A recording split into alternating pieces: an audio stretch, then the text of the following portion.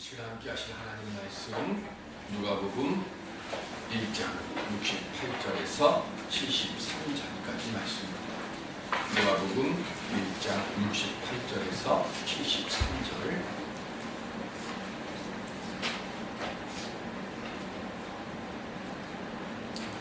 찬송하리로다. 주 이스라엘의 하나님이여 그 백성을 돌보사 속량하시며 그들을 위하여 구원의 불을 그 다윗의 집에 일으키셨으니 이것은 주께서 예로부터 거룩한 선지자의 입으로 말씀하신 바와 같이 우리 원수에게서나 우리를 미워하는 모든 자의 손에서 구원하시는 일이라.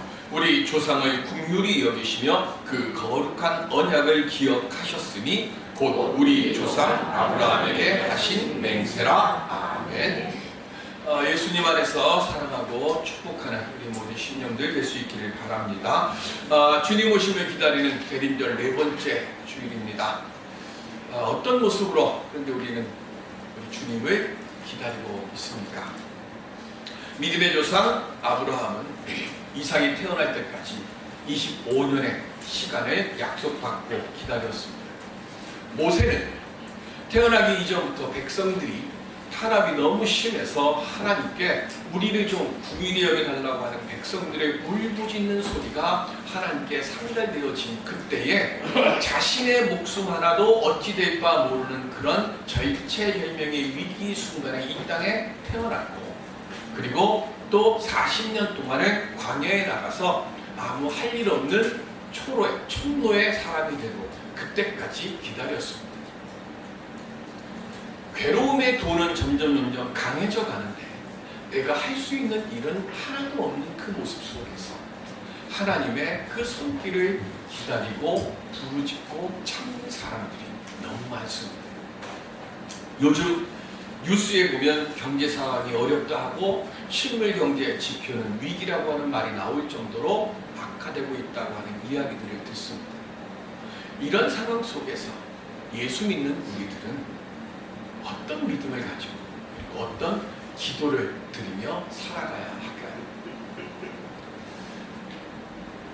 어떤 중환자실에 있는 교우를 위해서 목사님에게 기도 부탁을 드렸습니다. 그래서 목사님이 그 중환자실에 있는 환자를 위해서 기도하려고 중환자실 앞에 갔더니 그 중환자실 앞에 있는 가족들의 얼굴이나 그리고 문을 열고 중환자실 안에 들어가서 바라본 중환자나 삶의 소망이 하나도 없는 거예요.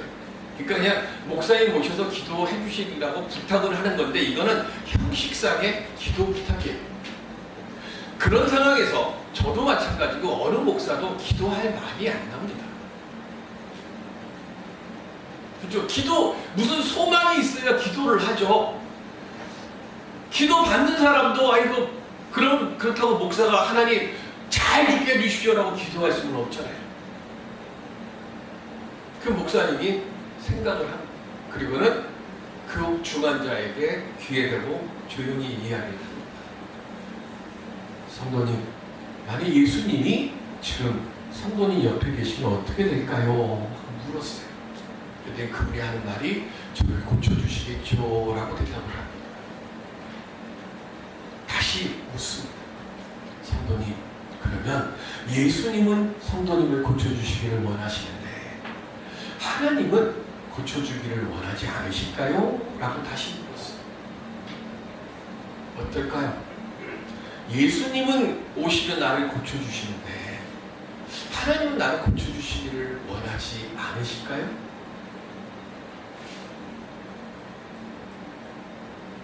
오늘 우리는 예수님은 나를 고쳐주신다고 믿는 믿음의 기도를 하면서 정말로 나를 고쳐주실 능력이 계시는 하나님을 얼마나 의지하고 있습니다.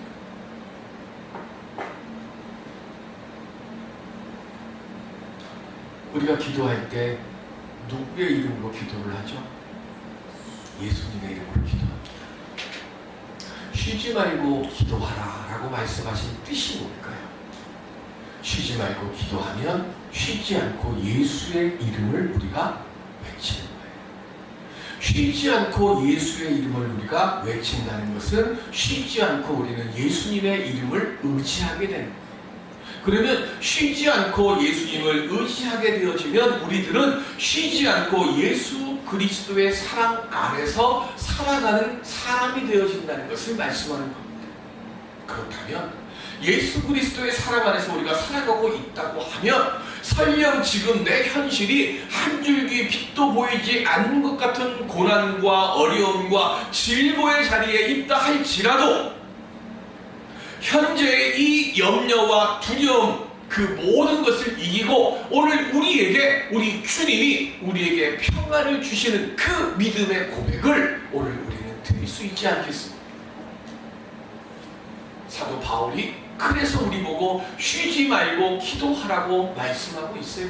쉬지 말고 기도하니까 범사에 감사할 수 있는 겁니다. 이 시간 범사에 감사하는 믿음으로 그리고 쉬지 말고 예수 그리스도의 이름 붙잡고 내 기도의 제목, 내 삶의 문제를 위해서 예수의 이름으로 해결하고 예수의 이름으로 응답받는 오늘 우리들이 될 수 있기를 주님의 이름으로 간절히 기원 드립니다. 하나님은 우리로 하여금요 선한 길로 인도해 주시기를 기뻐하시는 분이에요. 모든 것이 합력하여 선을 이루도록 우리에게 역사하시는 그 하나님이 오늘 이 땅에 육신을 입고 오셨습니다. 오늘 우리가 함께 봉독했던 말씀은 사가랴의 예언의 말씀이에요. 찬송과 예언의 말씀입니다. 사가랴 엘리사벳 부부는 제사장 부부로서 이분들의 삶의 모습은 어땠을까요? 누가복음 1장 6절입니다. 시작. 이 두 사람이 좀 꺼졌어요?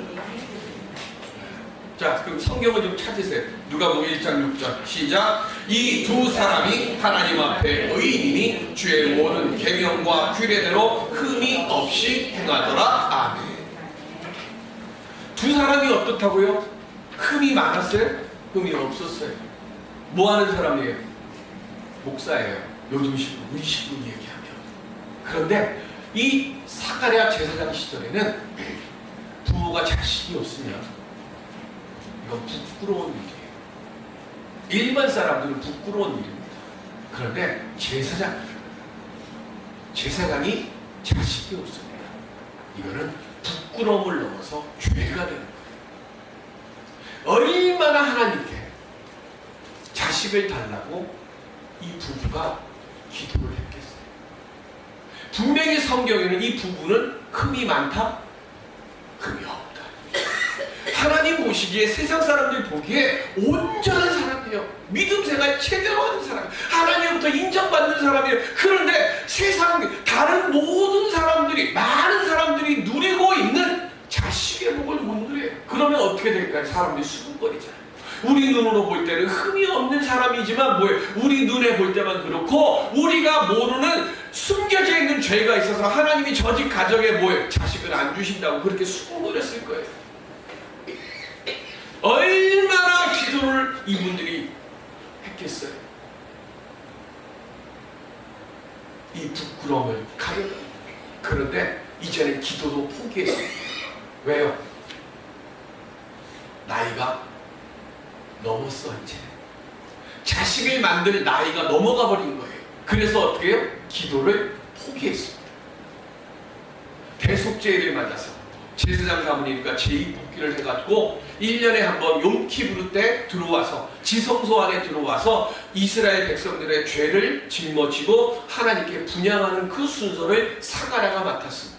그래서 지성소 안에 들어가서 하나님께 분향하는데 천사장 가브리엘이 나타나요. 그리고는 가브리엘이 뭐라고 이야기를 합니까? 네가 아들을 얻을 것이다. 그래요.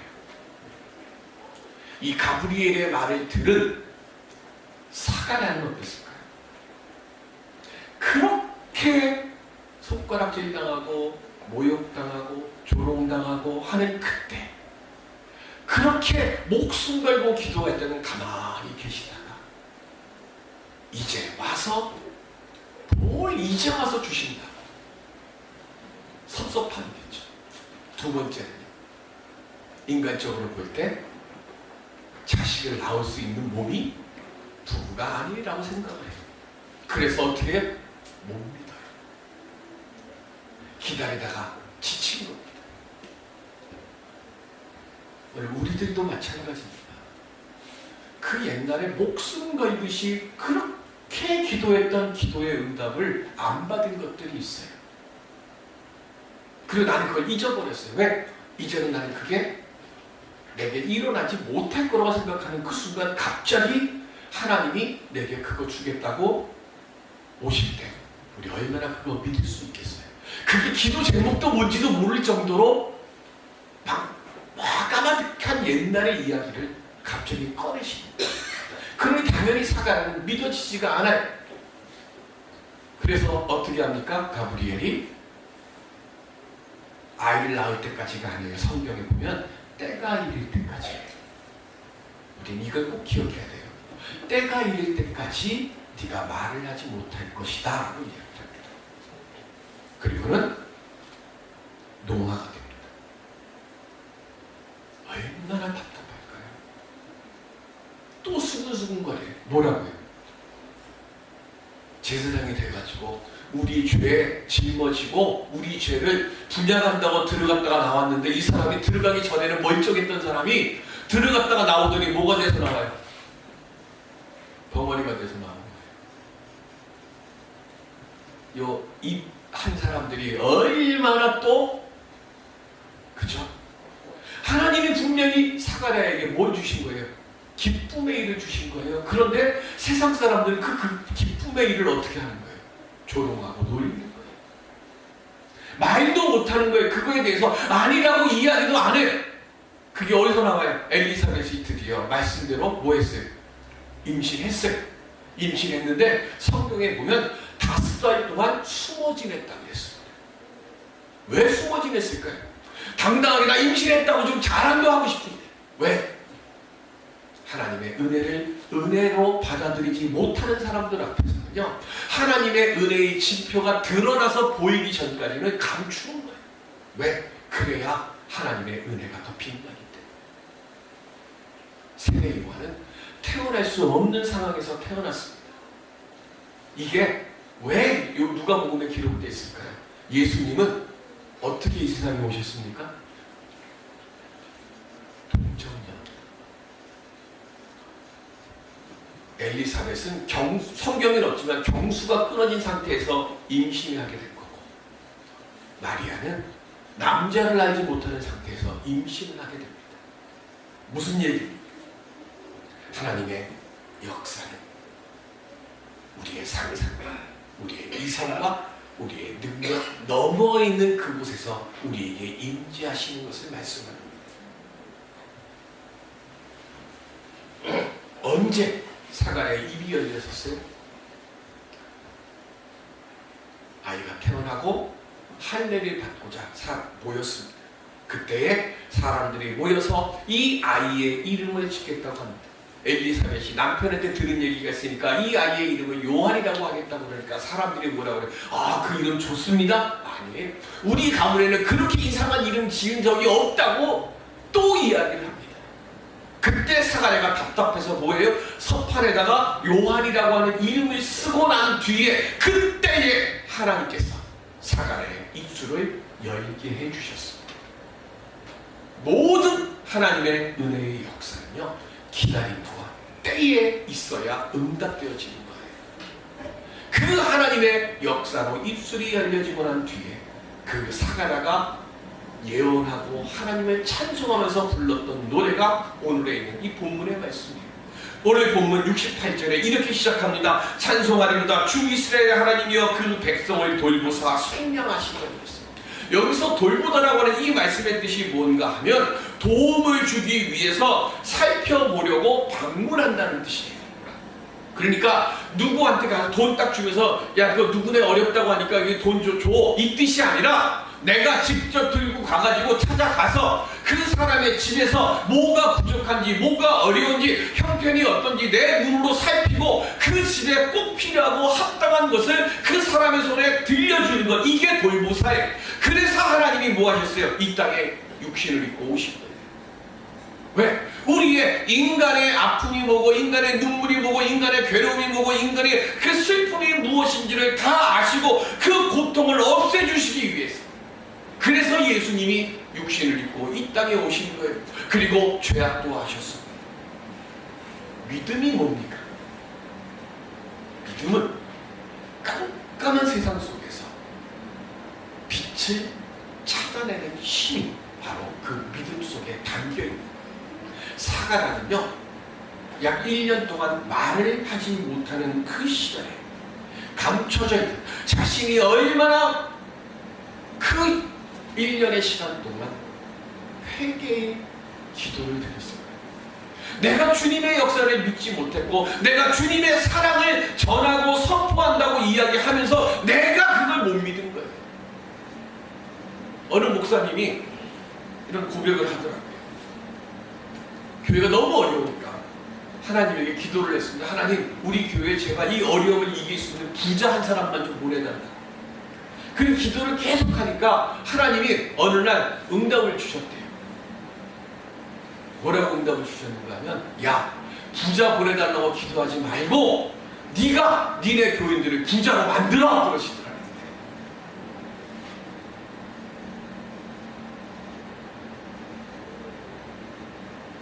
부자 되시기 바랍니다. 제가 기도로 후원할게요. 중요한 건 남이 와서 이 상황을 바꿔달라고 기도하는 게 아니에요. 내가 지금 내 안에 있는, 내 안에 내가 지금 어둠 때문에 보지 못하고 발견하지 못하는 것을 하나님 좀 캐내가지고 그것을 꺼내가지고 그걸 가지고 이 어려움을 이기고 이 질병을 이기고 이 환난을 이길 수 있는 능력의 빛을 주님 제가 발견할 수 있게 하여 주옵소서. 이게 믿음이고 이게 믿음의 기도인 줄로 믿습니다. 아무리 절망적인 상황이고 아무리 어려운 자리에 있다 할지라도 하나님께서는 모든 낙심과 절망을 이길 힘과 능력을 믿음을 통해서 우리에게 주셨어요. 근데 우리는 자꾸 세상 속에 있다 보니까, 이 연약함 속에 있다 보니까 그거를 못 보고 스스로 어디로 가는 거예요. 빛을 보려고 하는 게 아니라 어둠 속에 자꾸 움츠러들어요. 이 시간 사가랴처럼 하나님이 주시는 은혜의 새빛을 발견할 수 있는 능력과 믿음 갖는 우리 모두가 될 수 있기를 주님의 이름으로 축원드립니다. 사가랴가 발견한 믿음의 빛이 뭡니까? 69절에 보면 우리를 위해 구원의 뿔을 주셨다고 그랬어요.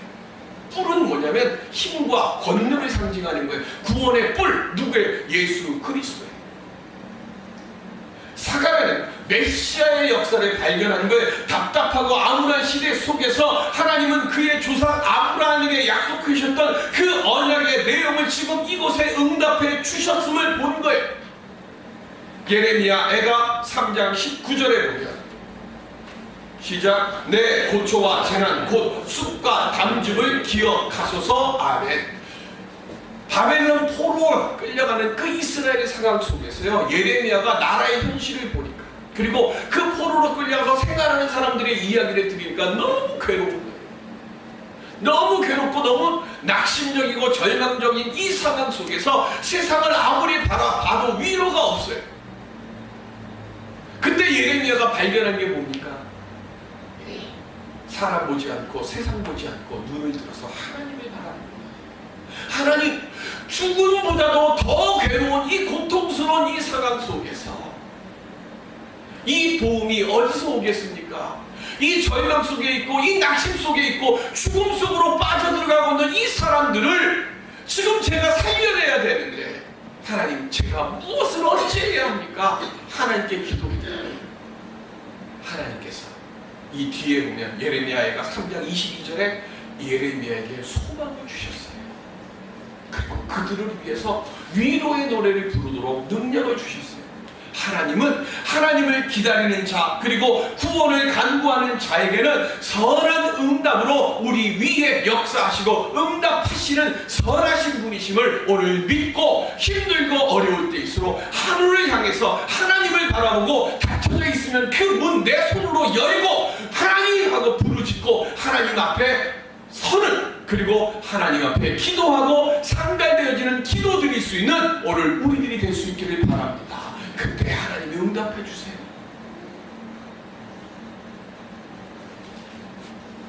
근데 이때 우리가 알아야 될 게 하나 있어요. 소망하고 망상하고는 구분할 줄 알아야 돼요. 망상이 뭡니까? 망상은요, 이 현실이 있는데, 어려운 현실인데 이거를 도피하거나 외면하는 거예요. 외면하고 뭘 해요? 자기는 그런 능력이 전혀 없어. 1도 없어. 1도 없는 상태에서 뭐 하는 거예요? 소망만 주구장창 이야기하는 거예요. 이거는 나요. 이거보다 좀 더 심한 게 있어요. 그게 뭐냐면 현재의 문제와 오류된 잘못됐다는 걸 뻔히 알아요. 그런데 그것들을 외면하고 덮어버리고 존재하지도 않는 소망을 가지고 사람들의 마음에 망상을 심어놓는 것, 이건 죄입니다. 열왕기상 22장 11절에 보면 시작. 그러나 아나의 아들 시드기야는 자기를 위하여 철로 뿔들을 만들어 가지고 말하되 여호와의 말씀이 왕이 이것들로 아람 사람을 찔러 진멸하리라 하셨다 하고 아멘. 아합하고 여호사밧이 아람과 전쟁을 치르러 왔어요. 여호사밧이 묻습니다. 하나님의 사람 없습니까? 물을 만한. 그래서 궁중에 있는 여인자들이라는 사람들이 와요. 그 중에 하나 시드기야가 철로 풀을 딱 만들어가지고 뭐라 그래요? 하나님께서 내게 말씀하셨는데 무조건 이깁니다. 그러니까 걱정하지 마시고 나가요. 시라고 그래요. 그때 여호사밧이 그 말을 딱 들으니까 믿음 있는 사람 눈에는 그게 보여요. 이 사람이 아무리 봐도 진짜 선지자가 아니고 짜가 같아. 그래서 다시 물어요. 여기 진짜 선지자 없습니까? 그랬더니 아합이 뭐라 그래요? 맨날 나한테 싫은 소리만 하는 그게 선지자 하나 있다고. 또 그 사람 데리고 오라고. 그게 누구예요? 미가야. 미가야가 뭐라고 얘기합니까? 23절입니다. 열왕기상 22장 23절 시작. 이제 여호와께서 거짓말하는 영을 왕의 이 모든 선지자의 입에 넣으셨고 또 여호와께서 왕에 대하여 화를 말씀하셨나이다. 아멘. 사탄들이 회의를 하는데 어떻게 하면 저 왕을 죽일까 회의를 하더라는 거예요. 그래서 사단이 뭐라 그러냐면 거기 저 거짓 그 선지자들이 많으니까 그 거짓 선지자들 입에다가 나가서 전쟁하면 무조건 이긴다고 거짓말하게 그렇게 그 안에다 넣으면 된다고. 내가 그 하는 걸 내가 봤다고 미가의 선지자가 이야기를 하는 거예요. 그랬더니 시드기야가 그 말을 듣고 어떻게 해요? 가갖고 미가의 뺨을 딱 때리면서 야, 우리 하나님이 언제 너한테 가서 그런 말씀을 했냐고 거짓말하지 말라고 그러는 거예요. 그리고는 어떻게 합니까? 전쟁에 나가기 전에 미가야를 옥에 가두라고 이야기를 하고 전쟁에서 이기고 돌아온 다음에 처형할 테니까 돌아올 때까지 아무 음식도 물도 주지 말라고 이야기를 합니다. 어떻게 됐습니까? 아합은 그 전쟁터에서 죽습니다. 사람의 이득, 명성 잠깐 얻는 거예요. 하나님의 말씀 앞에서요. 그 말씀의 은혜의 능력을 기다리는 사람 땀 맞고 굶고 옥에 갇혀지지만 결국은 살아계신 하나님의 말씀 붙잡고 의지하는 사람은 하나님께서 그를 세워주십니다. 여러분들 구분할 줄 알아야 돼요. 이게 정말 하나님의 말씀인지 거짓의 말씀인지 분별할 줄 알아야 되고 이게 정말 하나님이 우리에게 주시는 꿈인지 아니면 사람이 자기 이득 취하기 위해서 만드는 거짓말인지.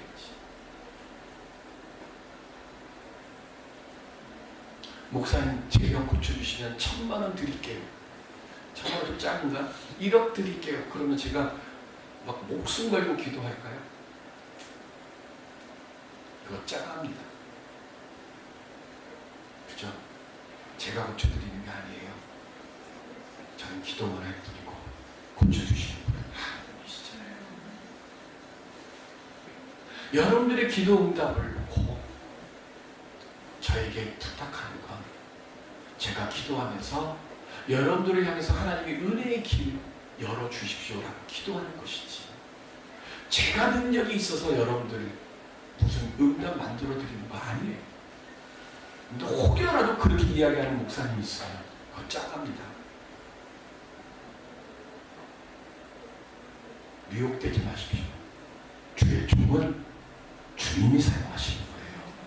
주의 종은 주님의 역사가 여러분들의 심령 속에 임재할 수 있도록 열어드리는 것만 제가 하는 거예요. 그리고 그 응답을 여러분들이 만드는 거예요. 하나님이 역사하시려고 하는데 막히는 게 있습니다. 그게 뭡니까? 죄입니다. 그래서 세례 요한이 뭐 했어요? 광야에 나가서 외친 거예요. 뭐라고요? 회개하라. 예수님도 외치셨습니다. 뭐라고요? 회개하라. 여러분들 주님 오심을 기다리고 계십니까? 그러면 회개의 영부터 주님께 구하십시오. 그리고 그 회개의 영 속에서 내가 보지 못했던 은혜의 빛을 발견할 수 있도록 주여 저에게 믿음을 주시옵소서. 여러분들이 그렇게 기도할 때 하나님께서 여러분들에게 은혜의 응답의 그 보응으로 함께해 주실 줄로 믿습니다. 4살짜리 아이가요 귀신이 있다고 믿어요. 미국 사람들은 애들 어릴 때부터 따로 재우잖아요. 요즘은 우리나라도 그걸 배워가지고 애들 따로 재우거든요.